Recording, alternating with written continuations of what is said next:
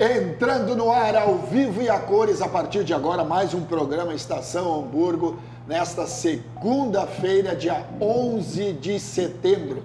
Essa data lembra alguma coisa para ti, Ivan? Muito boa noite. Boa noite, lembra? Isso lembra as Torres Gêmeas, lembra aquela tragédia toda, às 8h30, 9 horas da manhã. Dia do Estudante, alguma coisa assim também? Faz tempo, né? Faz tempo. Não, eu sou um eterno estudante, não adianta, eu gosto de estudar. Coisa boa. Mas acho que depois de 2002 foi as Torres Gêmeas, né? Foi em 2002, se eu não me engano. 2001. Foi terrível. Eu me lembro que eu estava na cidade de Osório e assisti pela TV aquilo, ninguém entendia nada do que estava acontecendo, as coisas acontecendo lá. Ninguém entendia, ninguém sabia o que era aquilo, se era um incêndio. E aí, quando o segundo avião bateu na torre, que a gente entendeu o que estava se passando. Está muito triste, infelizmente, muito triste. Trabalha com dentro dessa área, deve ter sentido também bastante. Né? Muitas vidas, né? Muitas vidas perdidas. Carlos Fink, muito boa noite. Boa noite. Realmente esse episódio que aconteceu nos Estados Unidos, eu estava chegando em Brasília, não vou esquecer nunca essa data, porque eu estava chegando em Brasília e já tinham comunicado de fechado todo o espaço aéreo do Brasil. Né? No mundo inteiro fechou todos os espaços aéreos. Verdade. E aí já correu a melicada toda, estava já tomando conta lá do espaço com aviões do Exército sobrevoando o aeroporto de Brasília, e foi assim um clima muito tenso. Até para quem estava chegando, estava querendo embarcar, porque ninguém mais embarcou de manhã. Sim. Ali, né, em Brasília. Então foi realmente muito triste essa data. Eu queria também falar vamos hoje usar aqui o nosso jornal Tribuna da Cidade, que o Geraldão teve uma grande ideia, assim, num título que ele chama a atenção no jornal de sexta-feira, onde diz que pode parecer incrível, mas ainda nos resta orgulho pela pátria.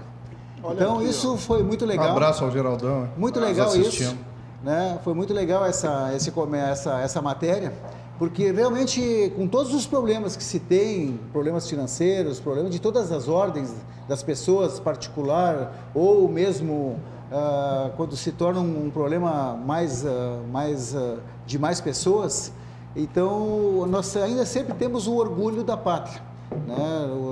E isso vem a calhar do nosso sentimento por ser brasileiro.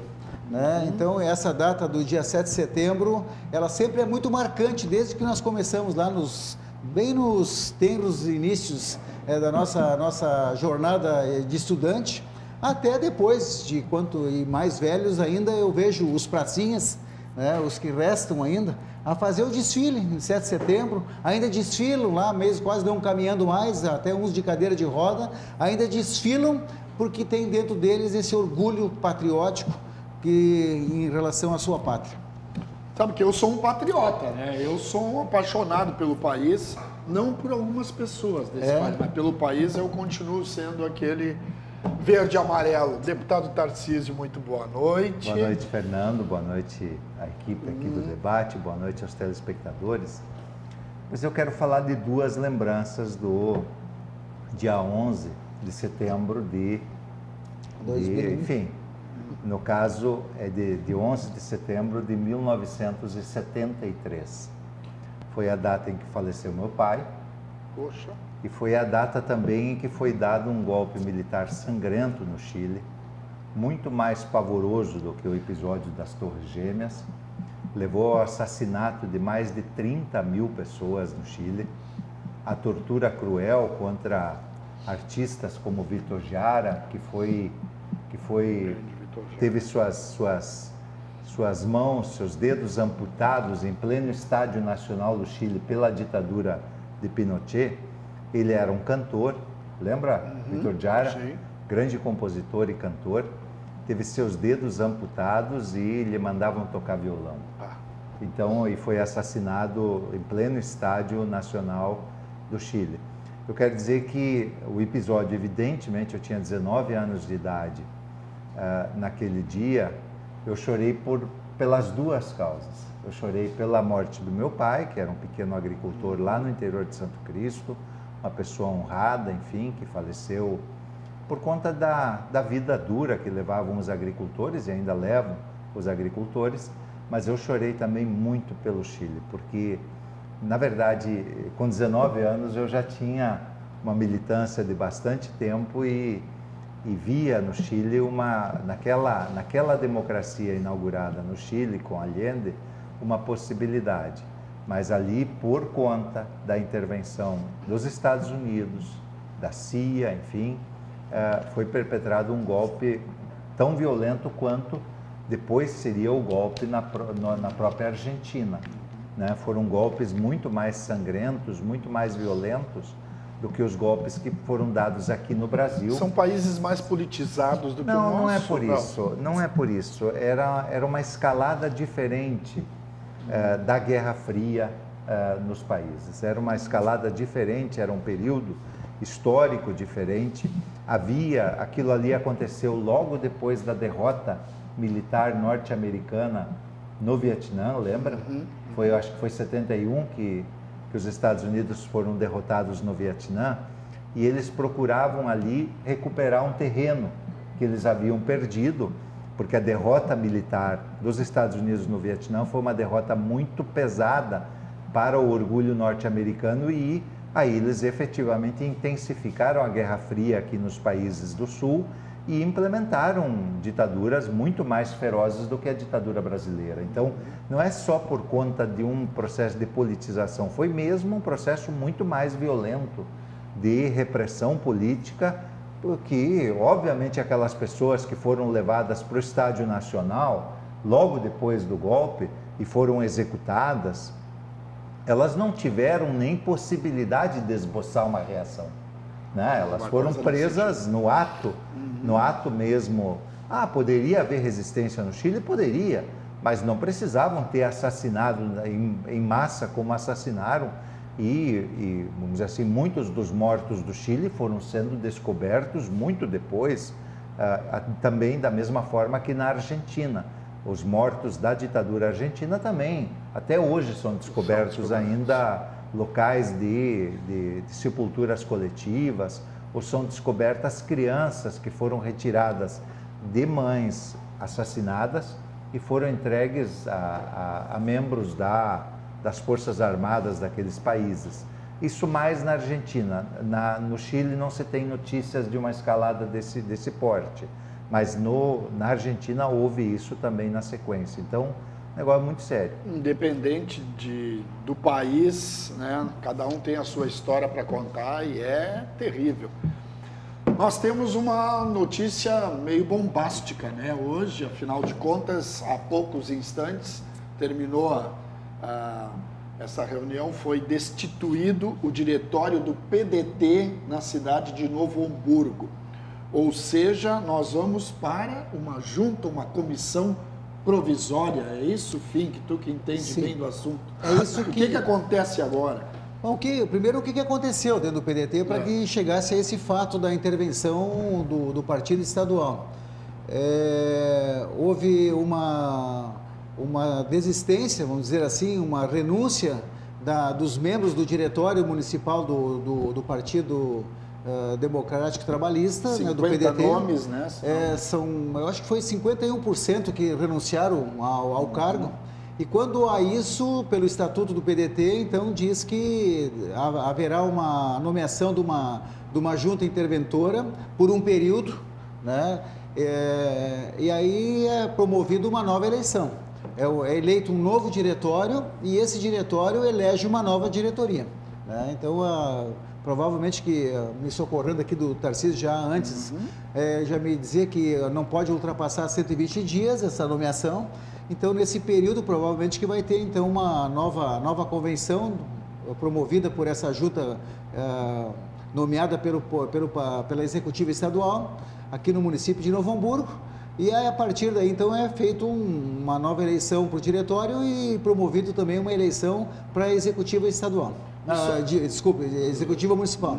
Isso de alguma forma afeta o vereador do PDT, Felipe Kuhn-Braun? Não, nada a ver. Os vereadores têm assento na comissão, na executiva e também no diretório.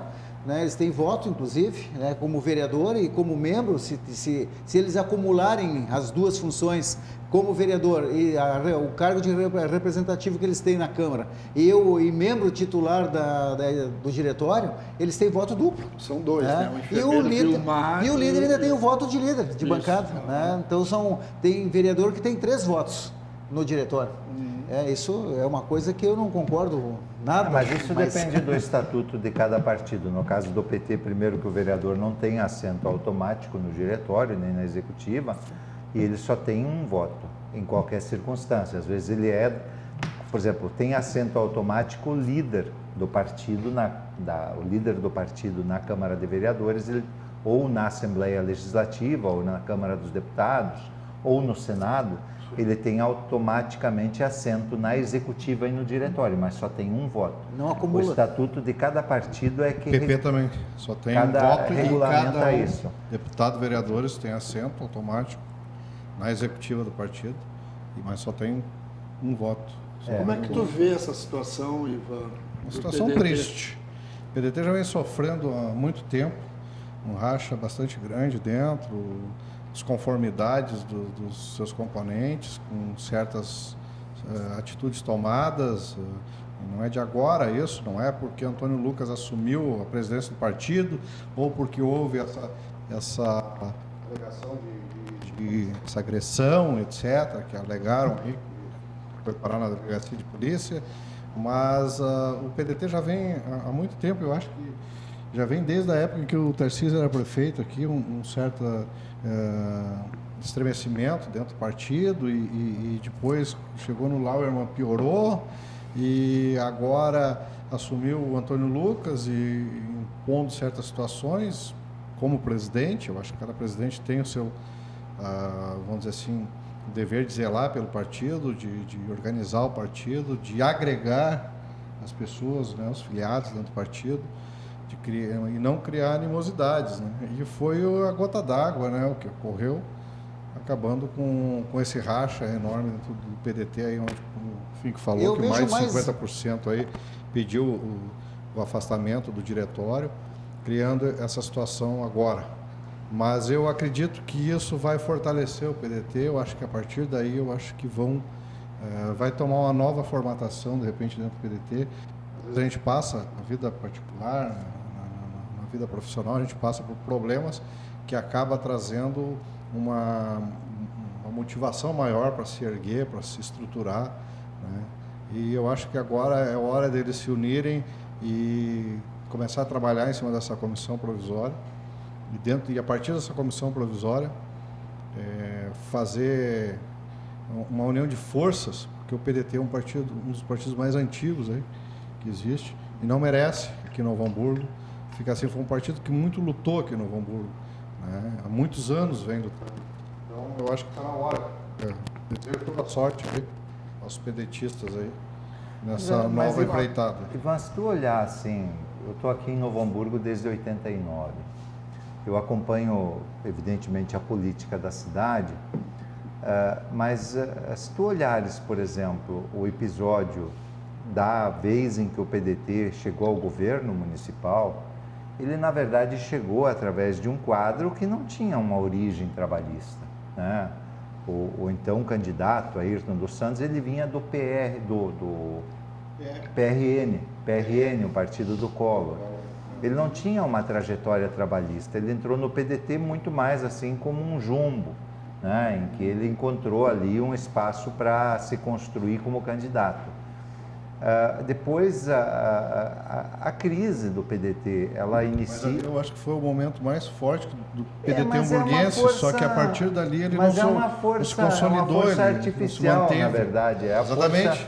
Era uma força artificial, porque aí na sequência houve uma crise grande na imposição do candidato a prefeito, que o Ayrton acabou inventando ali um candidato que também não tinha trajetória trabalhista. Depois, em 2008, quando o PDT apoiou a minha candidatura, houve já a nítida divisão do partido. Por um voto no diretório é que venceu o apoio à minha candidatura. Aí depois, em 2013, na verdade aquilo já foi 2013, quando se configurou a dificuldade de eu ser candidato novamente, também por questão de 2 votos, o PDT decide se aliar com o candidato Kopchina. Então, na verdade, tudo isso sempre foi meio... Aí, o que aconteceu ali, na sequência, foi que, efetivamente, esse setor, vamos dizer assim, liderado pelo Antônio Lucas, ele ganhou uma maioria sólida no diretório. E aí, quando foi a reeleição do Lauermann, não houve disputa significativa. Mas, vamos dizer assim, a dificuldade maior ocorreu exatamente a partir da definição das relações do PDT com o governo atual, né? Em que vereadores tinham uma posição, a executiva tinha outra, enfim, e aí é que eu acho que está o pivô da disputa. Eu acho que é um desafio grande assim, para o PDT, na verdade, recuperar um pouco melhor uma nitidez programática trabalhista. Esse é um desafio que o PDT Sua origem, né? Ele enfrenta esse desafio no nível estadual. Por exemplo, a bancada estadual do PDT, ela não tem unidade, né? Alguns são hoje apoiadores do Sartori, outros são de oposição. A mesma coisa ocorre com a bancada federal, que também teve episódios grandes de divergências que acabaram resultando, inclusive, em expulsão de membros. Mas tem alguma bancada que tenha... O Lazer Martins, que foi expulso do partido. Não chegou a ser expulso porque ele deram a sugestão para ele. Não, mas olha só. Nós vamos. Mas qual a bancada de qual partido que tem unanimidade? Não, unanimidade tá não difícil. tem, mas, por exemplo, a bancada do PT nunca, na Assembleia, olha que nós somos 11 deputados, isso não é brincadeira. A bancada do PT nunca a gente tem voto divergente. Né? Nós debatemos a posição e nem sempre temos absoluta concordância interna, mas aí há uma aferição de maioria e a minoria cede a posição à maioria. Por quê? Porque tem que ter nitidez. Né? Então, na bancada federal do PT já é muito mais complicado, porque lá já são mais de 60, a conjuntura é muito mais complexa, o Brasil é um paizão barbaramente grande, então lá é mais complexo, mas também nas questões essenciais há fechamento de questão pela bancada, e aí os deputados têm que ser, vamos dizer assim, nos temas em que há debate, né, em que chega a haver debate, há fechamento de questão, e aí os deputados também se subordinam. Eu acho que isso é ser partido. Né? Partido é exatamente isso, tu não representa todos. Quando eu vejo, Tarcísio, que as pessoas que detêm mandatos e acabam querendo ser maiores que um partido político, é que acaba acontecendo o que aconteceu no PDT e acontece com outros tantos partidos. Né? Eu acho que ninguém chega a um mandato eletivo sem o partido político, isso é óbvio. No Brasil, a maior parte do mundo é assim que tem, através de um partido político que vai chegar ao poder, vai chegar a um cargo eletivo. Bom, no momento que a pessoa que se elegeu, não importa se por o mínimo necessário de votos ou o máximo necessário de votos, histórico de votos, a mais ampla votação, seja em qualquer dos níveis, estadual, federal ou municipal, ela tem que olhar para trás, ter humildade e dizer, eu tenho um partido. E, eu aliás, tenho que saber para as pessoas entenderem que isso, Ivan, o partido é muito maior do que eu. para as pessoas entenderem isso, por exemplo, Mas é vereador de Novo Hamburgo, para se eleger com o seu voto, ele tem que fazer mais de 10 mil votos. Nenhum dos vereadores daqui chega perto disso, de 10 mil votos, porque depois que tu faz 5, para fazer 5.500 já é uma dificuldade, entende? Cada vez, quanto mais voto tu faz. Então, isso mesmo, quer dizer, um partido disputa uma eleição para vereador apresentando 50 candidatos, ou no caso das eleições atuais, 25 ou 24 candidatos. Aí elege 2. Quem é que elegeu os 2? Foram os outros 22 Sim. que ajudaram com a sua votação a que eles tivessem o coeficiente de votos. E é por isso que é importante ter esta humildade. No nosso caso, por exemplo, a gente sempre debate isso. Eu, por exemplo, me elegi com 54 mil votos. Bom, mas eu também precisaria muito mais votos para me eleger. Se tivesse sozinho. Se tivesse sozinho, eu não seria deputado. Então, é Exatamente. isso. Eu hoje nós temos no PP, e eu posso dizer, hoje o nosso vereador Sulcock fez historicamente 6.857 votos, se não me engano. E hoje ele é um cara que é muito ativo dentro da executiva, dentro do diretório do PP, é um cara que a gente está sempre conversando, sempre articulando, eu como presidente ou com a executiva. É um cara que ele chegou lá, né, ele marcou a história, mas ele disse, não, mas eu preciso do PP. O PP é um partido forte. E ele, humildemente, como disse o Tarcísio, me procura, a gente conversa, a gente discute, procura o partido, né? O que achou da questão da minha fala na tribuna, como é que vocês acham? Isso ele coloca, e isso é importante, isso fortalece o partido, né? Vereador não é único, né? Então a gente precisa, o Vlad também, né? O próprio deputado Fichinha, que hoje tem seu domicílio eleitoral em Novo Hamburgo, também participa humildemente das reuniões, traz questões, né? Discute internamente, a gente discute internamente.